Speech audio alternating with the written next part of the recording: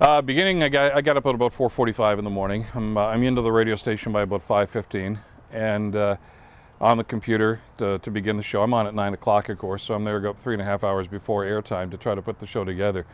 I may or may not have some idea what I want to do on the show.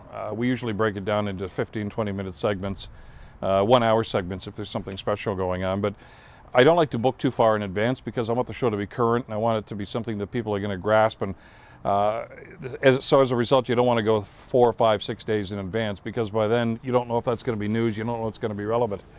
So you're kind of flying by the seat of your pants, but at the same time I kind of like doing that. I don't script stuff, I don't write questions down. That's just something that I've evolved. I used to, but then I found as I listened back to the shows that all I'm doing is really just reading the questions. And the first thing you learn when you do talk radio is the most important thing to do is to listen, not to talk. And I'll have one question, which I think is going to start off a conversation with my guest. And the second question is basically going to be a result of what they say after the first question. So I do an awful lot of prep.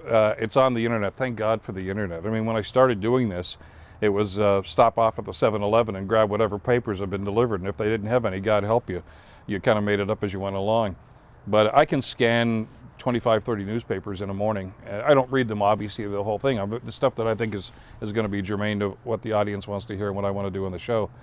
So there's that. I've got a morning commentary that I write every day that goes on at 8 o'clock. Most of the time, I've got a skeleton of what I want to say before I get in. I do it the night before on my home computer and just send it down there. And then from about 7:30, I start irritating people and calling them at home and saying, oh, can you come on the show, whoever it's going to be. And by 9 o'clock, God willing, we have a show and we have the guests lined up. When I get off the air at noon, I usually try to get out of there as quickly as I can because by then it's busy. There are people walking by. They want to stop by the office and chat, and that's great. But I need to decompress. So I usually get out of there at noontime. Sometimes I'll go for a walk. There's two things I like to do. I either get some exercise and have a nap in the afternoon, and where I do those is interchangeable. I may sleep first and then go, depending on how I feel. But I'll always try to lay down for a couple of hours. But by about 4 o'clock in the afternoon, I'll have done both of those, and I'm usually back downstairs on the computer. Okay, what's gone on in the world since I've been away for 2 hours, you know? And I start planning for the next day's show.